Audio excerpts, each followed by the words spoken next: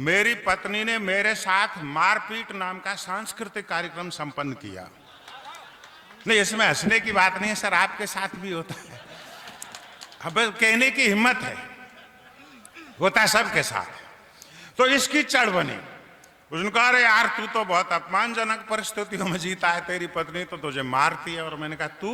बोला यार मेरी पत्नी तो मैं जो कहता हूं आंख मीच के मान लेती है। मैंने कहा ऐसे नहीं, कभी मुरसान आऊंगा तब देखूंगा। इत्तेफाक से मैं भी मुरसान गया। मैंने कहा आज सिद्ध कर, घर चलते हैं। तो मैं इसके घर चला गया। इसने घर में घुसते ही कहा, सुन, भारत की ओर से अंतरिक्ष में जाने के लिए मेरा सिलेक्शन हुआ है। अब भाभी जी ने 1 मिनट तक कुछ नहीं कहा। मैंने कहा यार ये तो बड़ी आज्ञाकारी है, जो कहती है आंख मीच के मान लेती है। मैंने कहा भाभी जी आप एक बात बताओ, ये कोई पायलट है, कोई साइंटिस्ट है, ये क्या है? इस कबूतर जैसे आदमी का सिलेक्शन अंतरिक्ष में जाने के लिए कैसे हो गया? अगली बात सुनो। तो उसने कहा, सुरेंद्र भाई तुम जानते नहीं हो, वहां पे परीक्षण करने के लिए जानवरों को भी ले जाते हैं। इसको सारा ज्ञान इसके घर से ही प्राप्त होता रहता है।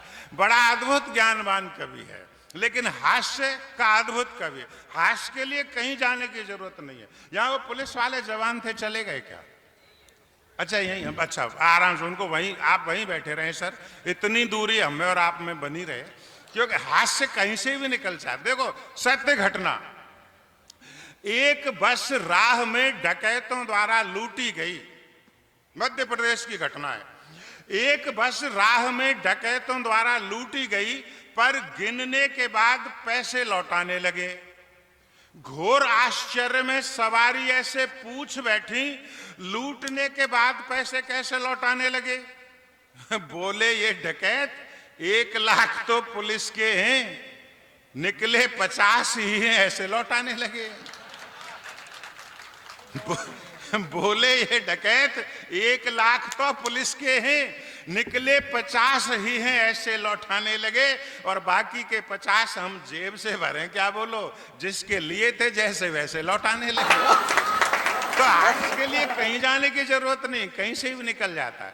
हास्य का एक अद्भुत कवि है, हंसाते हंसाते आपके पेटों में दर्द कर देगा, मेरी गारंटी है। एक बार पूरा सदन जोरदार तालियां से इसको बुलाए, सबरस मुरसानी जाट कवि। बिल्कुल जाट कवि। भैया मैं पेशाब नहीं ये गलत है। हाँ मैं हूँ स्वागत। अब क्या आपके कानों में आकर कहूं कि ताली बजाओ? बहुत अच्छा लग रहा है। वास्तव में मुझे ये सिनसिनी नहीं, ऐसा लग रहा है ये पूरा हिंदुस्तान मेरे सामने बैठा हुआ है, पूरा हिंदुस्तान। और ये हिंदुस्तान की वहां तक जनसंख्या, पीछे खड़े हुए जैसे कारगिल की पहाड़ियों पर खड़े हैं लोग। ये हिंदुस्तान का नक्शा और ये लंका। रावण चला गया सीता जी को हरने के लिए, कुंभकर्ण आ गया उसकी जगह पे। क्या कहने? मंदोदरी सुपर्णखा बात कर रही है दोनों। मैं विभीषण फंस गया इनके बीच में आकर के। क्या कहने? जय हो भैया की। बहुत अच्छा है। देखो मैं हास्य का कवि हूं। अब तक आप देशभक्ति की कथाएं सुन रहे थे। मैं मुरसान से आया हूं, मैं भी राजा महेंद्र प्रताप का वंशज हूं, ठहनुआ हूं। स्वागत स्वागत स्वागत, अभिनंदन। मैं भी देशभक्ति की कविताएं लिखता हूं, पर मैं इनकी तरह नहीं लिखता। मैं अपने को भगत सिंह समझता हूं। क्यों?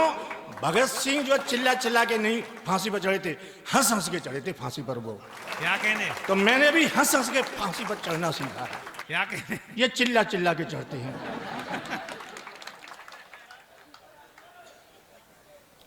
अच्छा, जाट होता क्या है? 2 लाइन दे रहा हूं जाट की, देख लो। कि हर रात ठाट की होती है, हर दिन ठाट का होता है। हर रात ठाट की होती है, हर दिन ठाट का होता है, और जो साक्षात काल से भिड़ जाए वो खून जाट का क्या होता है। कहने, जिंदाबाद जिंदाबाद, बलगिरराज महाराज की। इससे बड़ी कविता और हो नहीं सकती अब कभी। मैं 4-6 घंटे मूड मारू प्रशंसा में, हैं? दो लाइन में, और आपने तो सिद्ध करके दिखा दिया। कार्यक्रम शुरू हुआ नहीं था, इधर गए लगई उधर गए लगई, सिनसिनी में आए तो सनसनी फैल गई। तो ये जाट होते हैं, अपना फुर्सत पहले ही दिखा देते हैं कि बेटा चुप रहना, हम वो आदमी हैं। मैं आपको हंसाऊंगा, मैं टेंशन नहीं देता किसी को। टेंशन बहुत बुरी चीज होती है।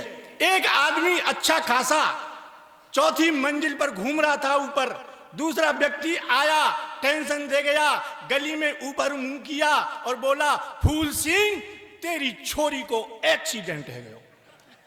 अच्छे खासे को टेंशन दे गयो।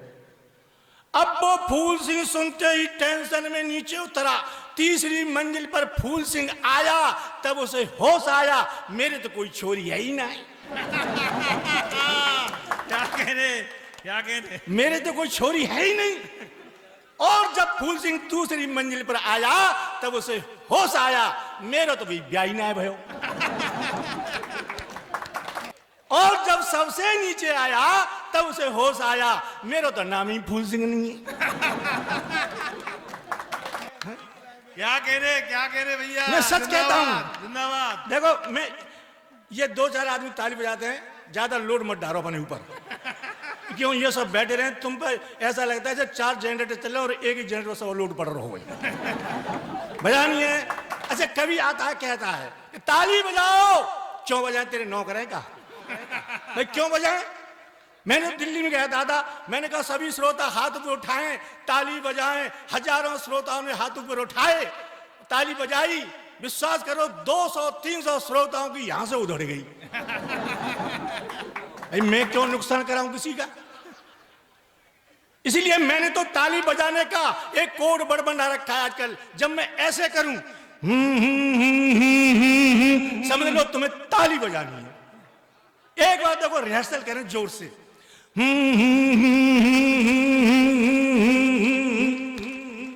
ये दूसरा कौन बोलता है रे? ये पंडित रोहतास डीजे साउंड जनुथर बोलते हैं। जंगूथर बोलते हैं।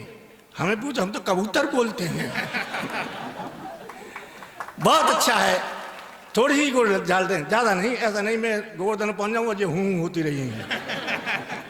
बस थोड़ी सी डाल दो ऊपर। मैं दादा हंसाने वाला कवि हूं। आपको ये बता दूं, ये चीन, ये पाकिस्तान, जापान, अमेरिका, ये हमारा कुछ नहीं बिगाड़ सकते हैं। इस वतन के चमन को कभी कोई नहीं उजाड़ सकता है। इस वतन के चमन को कभी कोई नहीं उजाड़ सकता है। और जब तक देश में जाट जिंदा हैं, इस देश का कोई कुछ नहीं बिगाड़ सकता है। क्या बात है, क्या बात है, क्या बात है। सही बता रहा हूं। महाराजा सूरजमल 10-5 उग्रवादियों को तो मूंछों में बांध के वहां फेंक देंगे इतनी दूर। इतना दम है मूंछों में जिसकी दम हो, बाहों के क्या कहने। हे मुच्छधारी, समुच्छधारी, गुच्छधारी, मैं तुम्हें प्रणाम करता हूं। क्या कहने। और आज तुम्हारे गांव में एक आपके सम्मान में कविता पढ़ रहा हूं। देखें कि ये पाकिस्तान, चीन, अमेरिका हमारा कुछ नहीं बिगाड़ सकते। सच बताता हूं, मैं तो चीन में गया घूमने, तो मैंने पूछा कि चीन में जाके देखूं ये चीन है क्या, बड़ा हल्ला हो रहा है इसका। जब चीन में गया तो आपने देखा होगा चीन का जो उत्पादन है वो 3 फुट का या 4 फुट का, इससे ज्यादा कोई बड़ा उत्पादन ही नहीं होता वहां। 3 फुट का आदमी मिलेगा। और उनकी आंखें देखो चीनियों की, ऐसी आंखें चीनियों की जैसे किसी तोते को पानी भरी बाल्टी में डाल दो फिर निकाल लो। वो पिच पिची चिकचिकी आंख। क्या बात है। अब मेरे सामने वो चीनी 3 फुट का और मैं 6-7 फुट का। अब मुझे यूं देखे, यूं और मुझे ऐसे उसे यूं देखता। अब मैंने उससे पूछा, एक पत्रकार खड़ा था, मैंने क्यों भाई साहब तुम्हारे चीन में कोई मेरे जैसा 6-7 फुट का आदमी नहीं है? तो चीनी मुझसे बोला खांची भूखा। अब मेरी समझ में नहीं आया ये चीनी में क्या बोला, चीनी भाषा में। वो पत्रकार खड़ा था, मैंने कहा भाई साहब ये क्या कह रहा है? उसने मुझे बताया ये चीनी कह रहा है एक आदमी है पूरे चीन में 5-6 फुट का। तो मैंने कहा कहाँ है? ये खूंखुलुआ। क्या कह रहा है? ये खूंखुला जिले के अंदर है। तब मुझे पता लगा, मुझे विश्वास हुआ कभी उस जिले में मेरे पिताजी घूमने गए होंगे।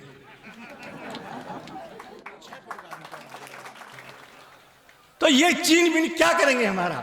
तब मैंने 4 लाइन लिखी उस चीन के लिए। आप देखें, ऊंचा है हिंद गगन से जो सीला पवन अगन से, ऊंचा है हिंदू गगन से जो सीला पवन अगन से, मत उलझो मेरे वतन से नहीं तो मर जाओ कसम से।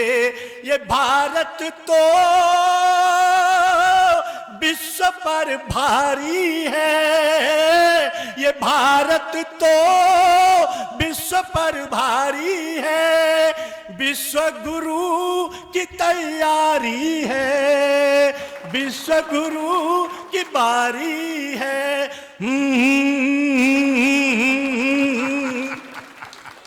कि तुम हो 3 फुटैया हम हैं 7 फुटैया, तुम हो 3 फुटैया हम हैं 7 फुटैया।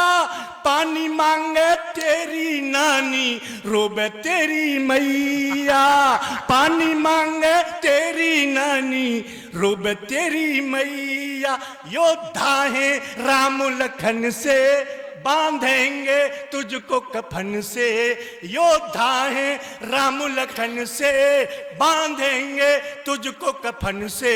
मत उलझो मेरे वतन से नहीं तो मर जाओ कसम से। ये भारत तो आप ऐसे शांत होकर सुन रहे हैं।